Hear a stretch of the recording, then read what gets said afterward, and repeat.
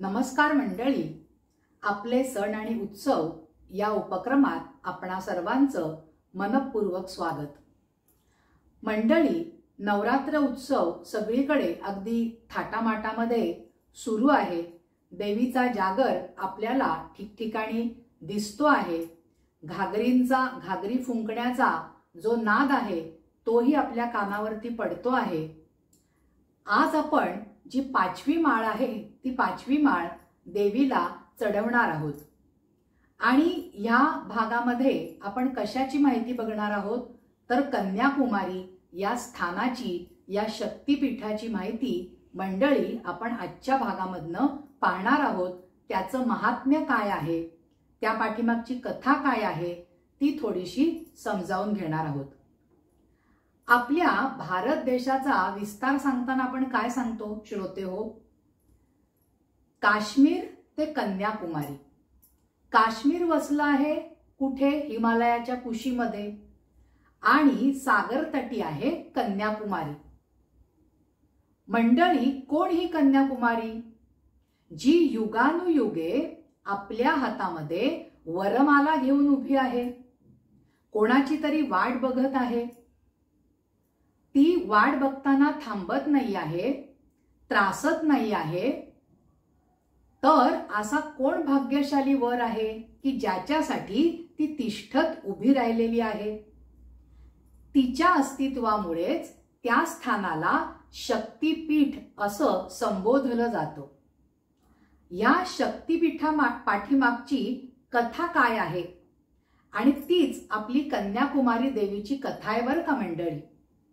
तीच कथा आज आपण समजावून घेणार आहोत। फार पूर्वी प्राचीन काळी मुखासूर आणि बाणासूर नावाचे दोन असुर होते। अतिशय मदोन्मत्त असे। असुर याचाच अर्थ काय आहे? भोगात रममाण होणारे, अतिशय बेभान वागणारे। सगळ्या जगातल्या लोकांना त्यांनी त्रस्त करून सोडलेलं होतं।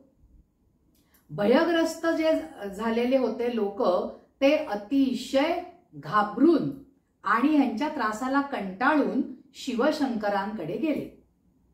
आणि या सगळ्या लोकांनी शिवशंकरांना काय सांगितलं की महादेवा, तू या राक्षसांचा बंदोबस्त कर बाबा, आम्हाला ह्याच्यापासून खूप पीडा व्हायला लागलेली आहे। शिवशंकरांनी जाणलं, काय जाणलं की त्याच्यातला जो बाणासूर आहे ना मंडळी, तो अमर होता, अवध्य होता, कारण त्याला एक वर होता। तो कोणाच्याही हातनं मरण पावणार नाही असा तो वर होता। फक्त त्याच्यामध्ये एक गोष्ट अशी होती की एखाद्या कुमारिकेने जर का त्याला मारलं तरच त्याचा वध होणार होता, तरच त्याला मरण येणार होतं। आणि शिवशंकरांनी हे जाणलं आणि हा वर असल्यामुळे तो अजूनच उन्मत्त झाल्यासारखा असुर सगळीकडे आपला उच्छाद मांडत फिरत होता। सगळ्या पृथ्वीलाच नाही तर तिन्ही लोकांमध्ये त्यांनी आपला छळवाद मांडलेला होता। मग आता शंकरांनी जाणलं की बाबा याला वर आहे, कुमारिकेकडनंच ह्याचा वध होणार आहे।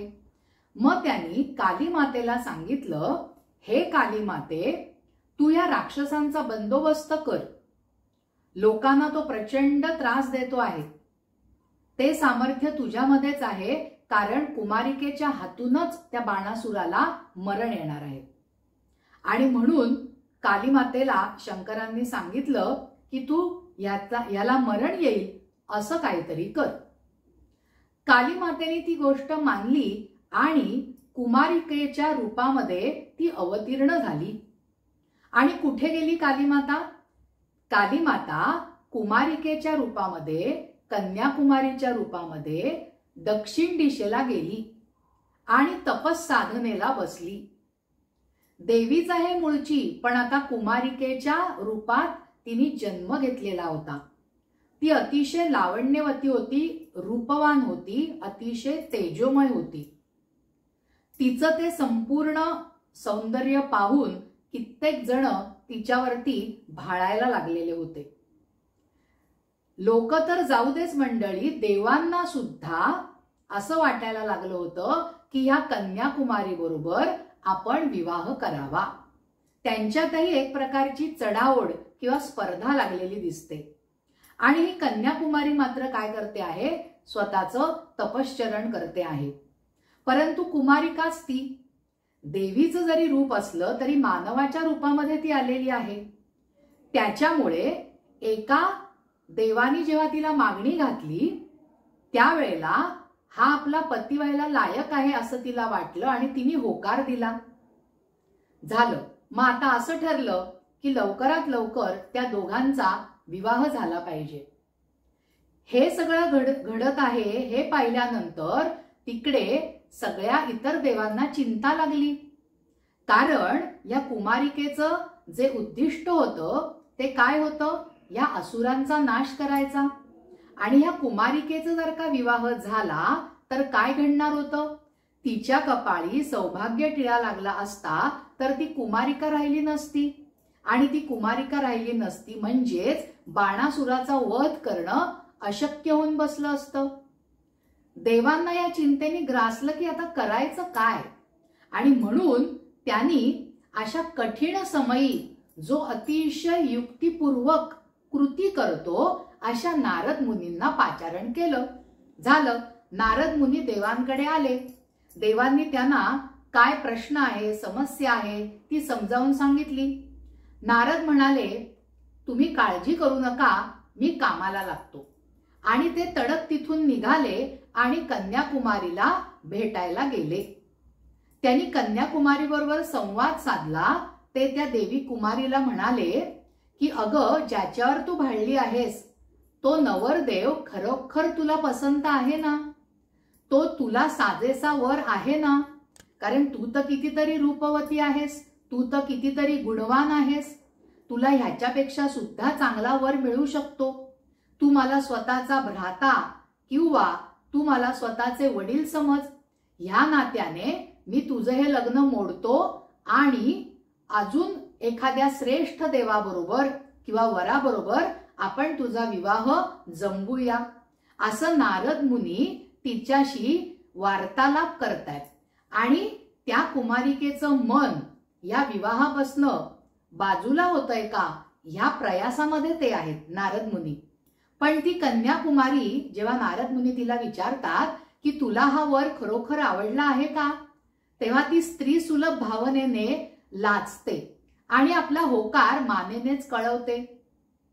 नारद मुनी परत तिच्याशी तोच वार्तालाप करतात, तुला जर का हा खरोखर वर पसंत नसेल तर मला सांग, आपण दुसरा वर तुझ्यासाठी शोधू.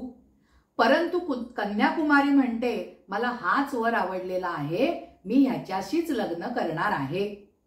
म्हणजे तिला विवाहाच्या विचारापासून परावृत्त करण्याचा नारद मुनी प्रयत्न करत होते. परंतु कन्याकुमारी मात्र आपल्या निश्चयापासून ढळली नाही. मग आता काय करायचं बाबा, तिचं लग्न तर होऊ नये अशीच सगळ्यांची इच्छा आहे. कारण त्या असुरांचा वध करायचा आहे. तिचा जन्मच या कार्यासाठी झालेला आहे. मग नारद मुनी मनामध्ये दुसराच एक विचार करतात आणि कन्याकुमारी देवीला म्हणतात, ठीक आहे, तुला हा वर पसंत आहे ना, मग माझं म्हणणं आपण बाजूला ठेवूया.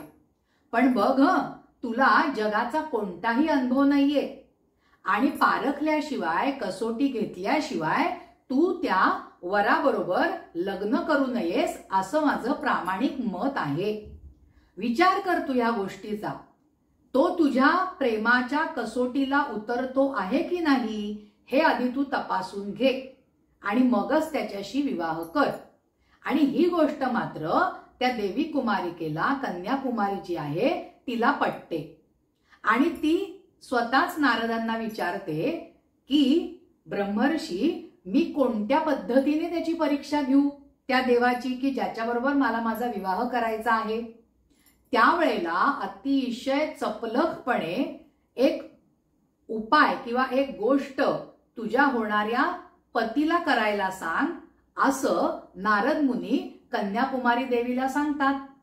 ते तिला असं सांगतात की तू तुझ्या इच्छित जो पती आहे त्या पतीला तू 5 गोष्टी आणायला सांग. निसर्गातल्याच आहेत परंतु सहज साध्य नाहीयेत. कोणकोणत्या गोष्टी मंडळी?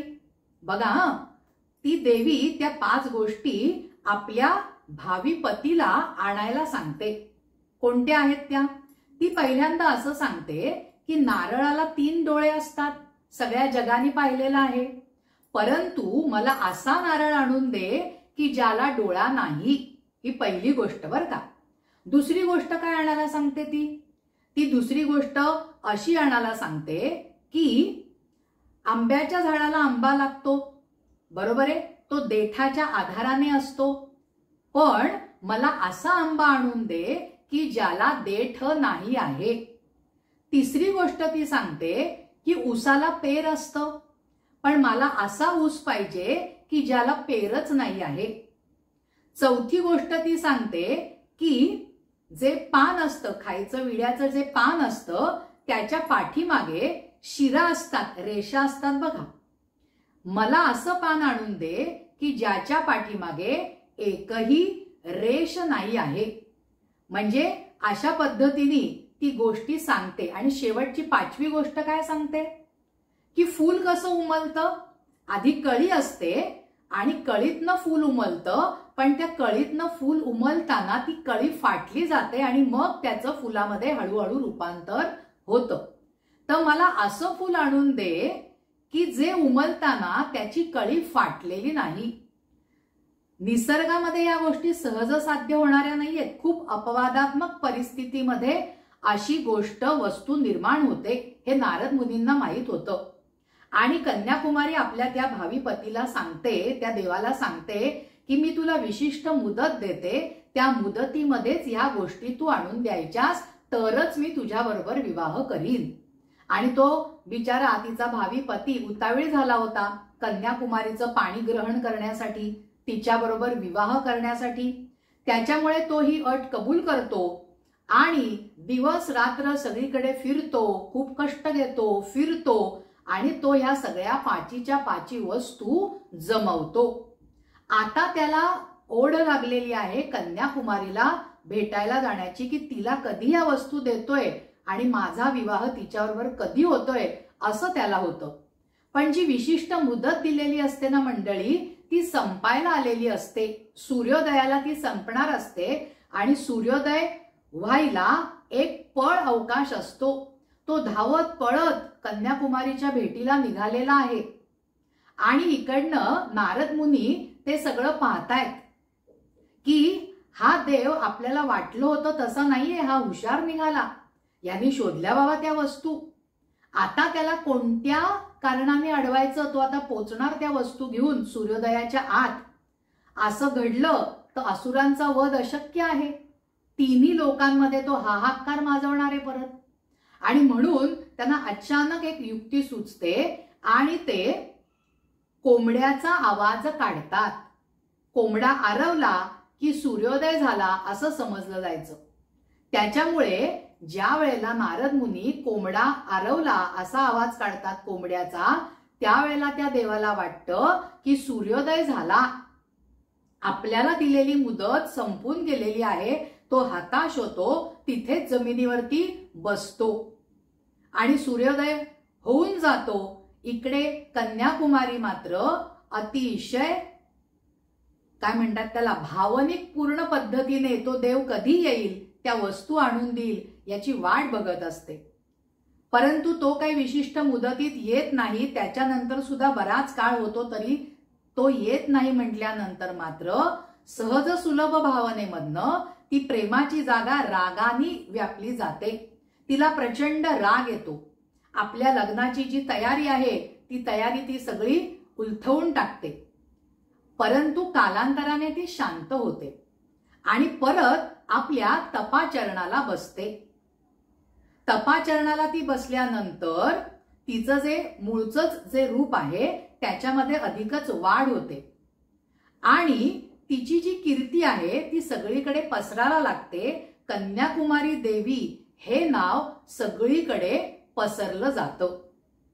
ही घटना इकडे घडत असताना त्या बाजूला काय चाललेलं आहे, तो उन्मत्त असुर जिकडे तिकडे धुमाकूळ घालतो आहे आणि मीच 3 लोकांचा सर्वश्रेष्ठ आहे असं समजून तो वागत असतो, आचरण करत असतो आणि आपल्या अंतःपुरामध्ये अतिशय लावण्यवती सुंदरी पाहिजे असं त्याच्या मनाने घेतलेलं असतं. कन्याकुमारी त्याच्या दृष्टीस पडते आणि तो तिला लग्नासाठी मागणी घालतो. परंतु कन्याकुमारी ही मूळची देवी आहे, कालीमातेचं रूप आहे. देवी एका राक्षसाला विवाह करण्यासाठी हो म्हणेल का? ती त्याला नाही म्हणते. त्याची मागणी ती धुडकावून लावते आणि तिने मागणी धुडकावून लावल्यानंतर मात्र त्याचा संताप अनावर होतो. तो म्हणतो, जगातलं सगळं सुख मी तुझ्या पायापाशी आणून द्यायला बघत होतो, परंतु ते ठोकरून दिलंस तू. अजूनही वेळ गेलेली नाही आहे. एक तर माझी राणी हो, नाहीतर मरणाला तयार हो.